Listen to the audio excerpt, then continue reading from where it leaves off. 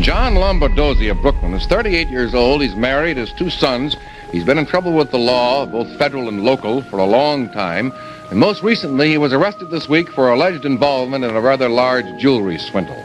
Lombardozzi told me today that all of his troubles with the law began about a year ago when, during the course of his father's funeral, an FBI agent was seriously beaten. He served 5 months of a 20-month sentence on that count, is currently free on appeal of the verdict. He also feels he's been rather unduly harassed by both police and press, and he rankles greatly at efforts to link him up with the Cosa Nostra family, of which his older brother, Carmine, is a reputed member. Doc Lombardozzi, who Eddie met in the store and your dad had to work with hand in hand, was considered probably the biggest earner in the whole Gambino family, which had the most soldiers, being over the whole Gambino Shylock, which is loaning at interest, which is the lifeblood of the mafia, and being involved in the Gambino's early Wall Street charades. You never associated with your brother in business at all? No, not at all. Outside of the fact that he is my brother, and we're loyal to and respect that we are brothers, loyal in blood. Let me put it that way to you. But that's it. I have nothing to do with my brother in respect to any businesses or any other operations of any kind. And then also, even though there was that prohibition on selling H, what that really meant is they had a couple point men. Eddie meets Doc, who doesn't know that he's Doc. It's chronicled by the crew. Eddie was talking that nigga shit. The Italian guy was talking that Guinea shit. They make a bet. Eddie takes Ali, Doc takes Frazier. It's a $10,000 bet, and they ain't never met each other. They bump into each other in a clothing store. Correct. They're Doc home. So Eddie forgot his shoes, asked the bellman at the hotel, where's the place where I can get the best shoes in this town? I got to be the flyest man. I'm going out to the fight tonight. Guy tells him it's a place across the street. Eddie's staying at the Sheraton City Squire. Doc's haberdashery was called City Squire. And where in Manhattan was it? So this is 6th Avenue, 57th. And he's wearing literally $500,000 worth of jewelry. He's got his diamond-studded EJ pendant on. So he had gotten quite big. He had already just from the Detroit. From the Claxton situation.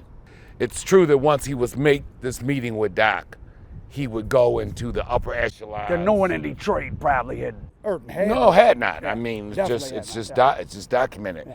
But he was already a wealthy man from dealing with John Claxton. Frazier wins, Eddie shows back up, gives Doc his $10,000, and as it's been recited, Doc tells Eddie, he say, nobody really has to be a loser today.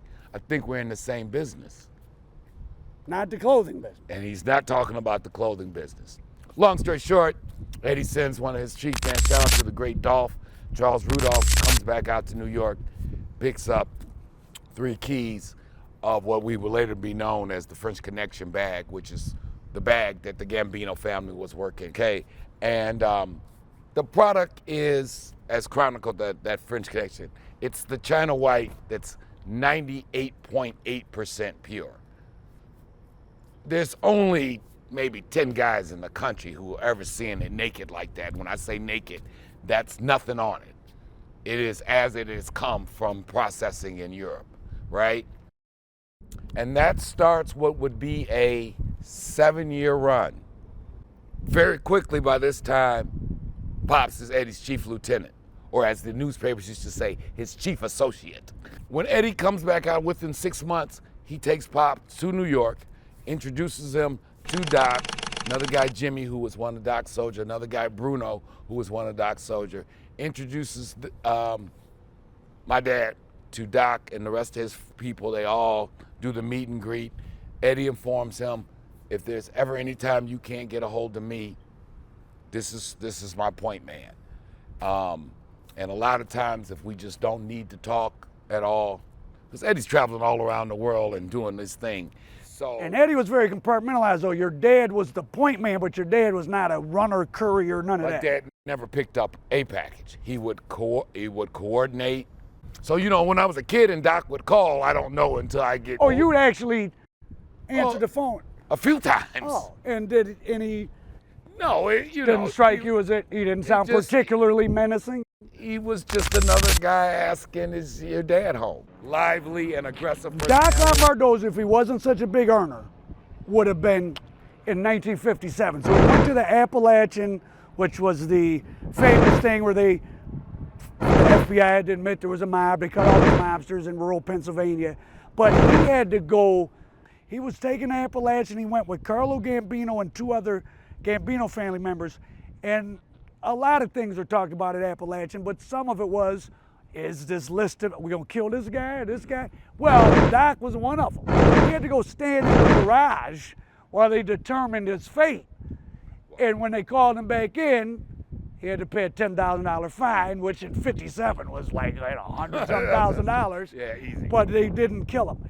And Doc also, now I'm not sure if what he might have been in a garage for, he had an affair with the made man's wife, which one reason the mob survived, they did enforce their rules. You do not raise your hand to another made man. I don't care what he does, you got to go ask the boss and have a sit down. And you certainly don't mess with his wife. So he messed with this guy's wife, and then he messed with his daughter, which It's double to show you how big of an earner Doc Lombardozzi was. Because as you said, at the end of the day, amongst criminals, it's still all about the money. Yes. You got to follow the rules, but the more money you make, just like in life, the rules bend. Yeah. And with people that are criminals, they probably bend even a little more. So they did make him divorce his own wife and marry that guy's daughter. Wow, I didn't know that part. Oh yeah. Oh no, no. It was a bridge too far. Like, we done playing with you. So Doc's got that kind of personality. And this is the era when if you were made, you had whacked multiple people. So Doc was a dangerous person and such a big money earner in an era when they were, this was when Albert Anastasia was killed in the barber chair and all that. They would have eaten Murder Inc. wasn't quite around, but the last of it was still around. They would have rubbed him out, Quick. but he was making too much money. Yeah. And Eddie's got a very boisterous, and when he wanted to be aggressive personality, and obviously, Doc. right. So you got these 2 super egos, supercharged personalities. Fate would have it that one of the other Yeah, like Doc wasn't like Marlon Brando in The Godfather. He More was like a more, Sonny. yeah, more like Sonny, more of an aggressive. Yeah. So one of the other few black men that Doc Lombardozzi did do business with was, of course, another whale of a guy you guys are familiar with, Frank Matthews. And this is where the drama began. So there was actually drama because of Frank Matthews in Detroit, or well, sort of. Yeah, well, no, not sort of, Yeah. for real. I mean, Butch tells some stories about that. He thought this was going to lead to everybody getting whacked. Well, we'll get to the part where Dad's like, Eddie, you're going to get us all killed, right? Anyway, when Frank Matthews got pinched, him and Eddie had already put on a show, gambling. It's been documented on all our platforms, betting ridiculous amounts of money, hundreds of thousands of dollars on each roll of the dice. They get done gambling, bullshitting with each other. They meet, talk, yeah, you Frank? Yeah, I'm Frank out of Brooklyn. Yeah, you Eddie out of Detroit? Yeah, I heard of you. At that time, Eddie could run with anybody. To a degree, yeah. Italian, black, whoever. Because The authorities already have the indictment for Frank Matthews. They're just waiting for the right time to pinch him. But now they've seen Eddie, Pops, Black Butch, maybe some other guys from from other cities, because there was a drought and all the big fellas, it was a lot of big fellas in Vegas at that time. They just got picked up on some real BS. I think they said when they picked him up, they told him some shit like they fit the description of some bank robbers or some real. They just wanted to roust them, as they say, like, see what y'all are up to. Right. That's so right. You say I'm a jewelry thief, why aren't you searching my room? Right. And where's the search warrant for my room? Anyway, when they get to the Clark County Jail, Frank Matthews is already in the holding cell. What a scene. So, as it's been recounted by many, soon as Eddie sees him, Eddie's already put together, you're the one that's hot that got us all fucked up. And he tells Frank Matthews, God damn, homie, Why didn't you tell us you was hot like that? You done got us jammed up with you. So they have a few hours to talk. It comes out, I deal with Doc Gambino, I deal with Carmine Lombardozzi, a.k.a. Doc Gambino. Me too. He's like, yeah, well, I do business with them too. Frank had his own thing, but he did. When So he that, needed to, a little just street misnomer that Frank Matthews didn't do any business with the mob. That's just not true. It comes out in their conversation, oh yeah, da, da, da. Just big fellas talking big fella talk. Now, don't quote me on this. It was either Frank was paying 50 or 60 a brick, and Eddie was paying 60 or 70. It was a $10,000 discrepancy. Needless to say, Eddie feels some kind of way about this. Like, I've been running with this guy for 2 years, bringing him millions of dollars. A month. Right, a month. And however cool you are with him, Frank, it ain't no way you deserve a better price than me. So when Eddie gets back to Detroit, according to Pops, they're in Eddie's basement in his office. Eddie calls Doc. Conversation starts off kind of friendly, then it eventually begins to heat up.